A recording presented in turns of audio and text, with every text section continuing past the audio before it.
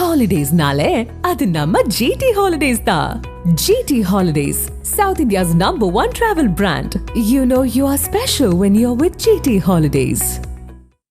கீழடி ஆய்வறிக்கையை திருத்தமின்றி வெளியிடக் கோரி இந்திய ஜனநாயக வாலிபர் சங்கத்தினர் வருமான வரித்துறை அலுவலகத்தை முற்றுகையிட்டு போராட்டத்தில் ஈடுபட்டனர். இதுகுறித்த கூடுதல் தகவல்களை நமது செய்தியாளர் பாண்டியன் வழங்க கேட்கலாம். வணக்கம் பாண்டியன். மத்திய அரசு தரப்பில் கீழடி ஆய்வறிக்கை இன்று வரை வெளியிடப்படாத சூழலில் இத்தகைய போராட்டம் முன்னெடுக்கப்பட்டிருக்கிறது. போராட்டத்தில் அவர்கள் முன்வைக்கக்கூடிய கோரிக்கைகள் என்னவாக இருக்கிறது?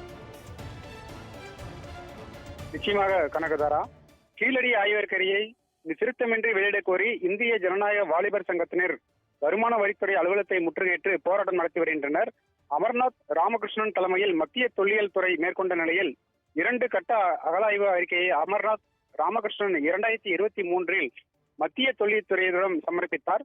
இந்நிலையில் 2 ஆண்டுகளாயும் விரைவில் வெளியிடப்படும் என எதிர்பார்க்கப்பட்ட நிலையில் அறிக்கையில் திருத்தம் தேவை, அறிவியல் பூர்வ ஆதாரம் தேவை என மத்திய தொல்லியல் துறை திருப்பி அனுப்பியுள்ளது.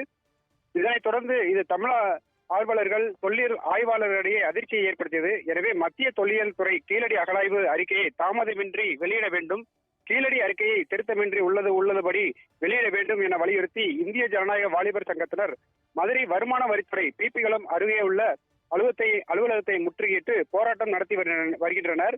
இந்த போராட்டத்தை தொடர்ந்து மதுரை மண்டல வருமான வரித்துறை அலுவலகத்தை முற்றுகையிட்டு போராட்டம் நடத்தியதிலும் காவல்துறையினருக்கும் போராட்டக்காரர்களுக்கும் இடையே கடும் தள்ளுமுள்ளு ஏற்பட்டது.